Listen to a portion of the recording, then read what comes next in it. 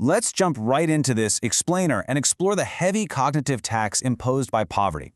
We usually think about poverty strictly in terms of dollars and cents, what people can or cannot afford, right? But there's this entire hidden layer to financial instability operating completely beneath the surface, right inside the human mind. Today we're going to look at some absolutely fascinating research. It's basically a scientific autopsy on financial data showing us exactly what happens to our brains as the money runs out. Picture this scenario from author Stephanie Land. She perfectly captures this all-consuming visceral reality and the intense mental math required when you're living on the edge. Imagine standing in the middle of a grocery store aisle, holding a simple package of sponges, furiously crunching numbers in your head just to figure out if you can afford it. When you're operating with zero financial slack, literally every single cent matters. That stress isn't just an emotional burden, it is a highly active, totally exhausting cognitive process. So the crucial takeaway here is that poverty isn't just a lack of money, it's a severe lack of cognitive bandwidth. When your brain is dedicating massive amounts of processing power to figuring out which bill to pay or how you're going to afford dinner tonight, it leaves significantly fewer cognitive resources for everything else. Researchers call this the scarcity mindset. This heavy mental load can actually cause things like attentional neglect, forgetting important tasks, and even impulsive spending. And it's not because of a lack of willpower, no way. It's because the brain is just completely overloaded. There's this amazing metaphor from the research. If we think of our financial lives as a cockpit, even highly capable pilots are going to crash if the controls are poorly designed and super sensitive to small errors. Think about it. If you have plenty of money, your financial cockpit is incredibly forgiving. You make a small mistake, you hit some turbulence, maybe you get an overdraft fee, but hey, you keep flying. But for folks living in poverty, that cockpit is absolutely unforgiving. A single unexpected expense, or even a minor delay in a paycheck, and the whole plane goes into a complete nosedive. The constant vigilance you need just to keep the plane in the air is exactly what drains that mental bandwidth. The smoothing solution? Changing how we pay. So what happens if we introduce the concept of consumption smoothing? Well, it turns out that simply changing the timing of income, moving from one massive, stressful cash drop to predictable, periodic payments, can drastically reduce the persistent demands of managing life under scarcity. Just synchronizing when you get paid with when your bills are actually due is a real game changer for reducing that heavy cognitive load. And we actually see this working in the real world. When researchers looked at studies in Vancouver and Chicago, they found that breaking up paychecks or tax credits reduced stress, decreased borrowing, and literally changed lives. To put that into perspective, in Vancouver, splitting monthly welfare checks in half and paying them out twice a month actually led to a measurable decline in both the quantity and frequency of drug use. And in Chicago, when low-income workers got their earned income tax credit in monthly advance checks instead of one giant lump sum at tax time, they reported way lower financial stress, fewer depressive symptoms, and they had a much greater capacity to pay for childcare. It completely smoothed out their financial flight path. The Payday Mystery, a scientific autopsy. But here's where our explainer turns into a bit of a data detective story. If the scarcity mindset is real, we'd expect people to do much worse on cognitive tests right before they get paid, right? I mean, the hypothesis makes perfect sense.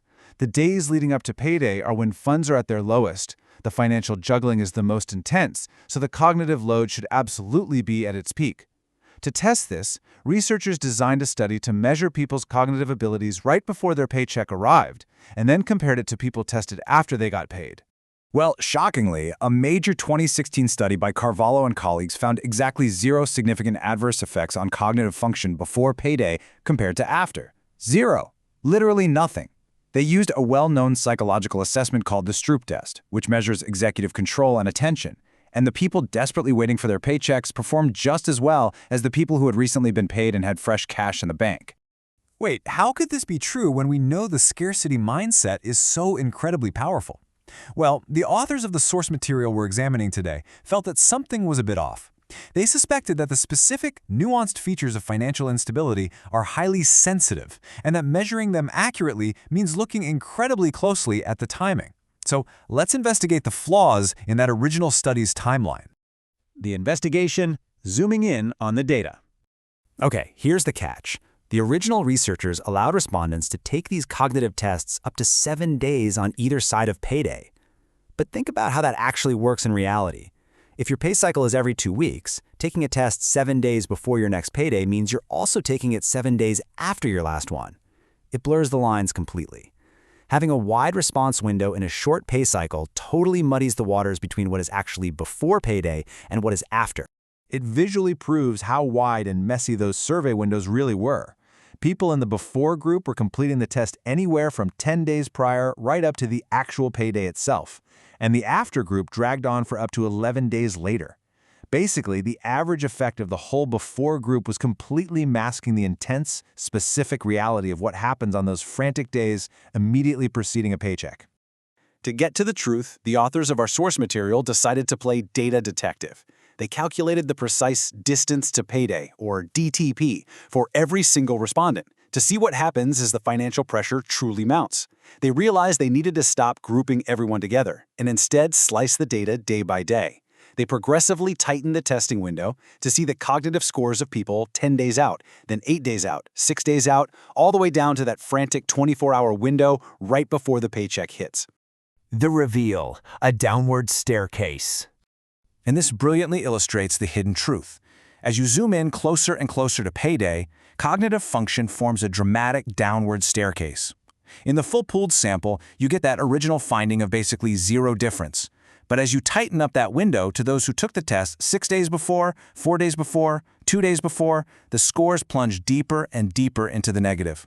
The cognitive gap widens dramatically the closer that financial deadline looms. So, the crucial point here is that the average effect of that wide survey window completely hid reality. In truth, the before group actually scored nearly 5% lower on cognitive tests in those frantic final days before a paycheck. That is a massive finding. Just an arbitrary assignment of when someone took a survey completely hid the fact that living a few days away from a desperately needed paycheck objectively lowers your executive functioning and attention.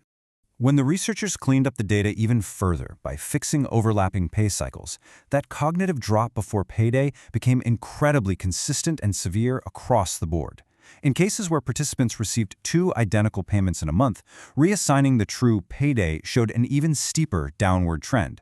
This is the heavy cognitive tax of poverty captured in hard, undeniable data. Every single day closer to payday exacts a greater and greater mental toll. The takeaway, redesigning the cockpit.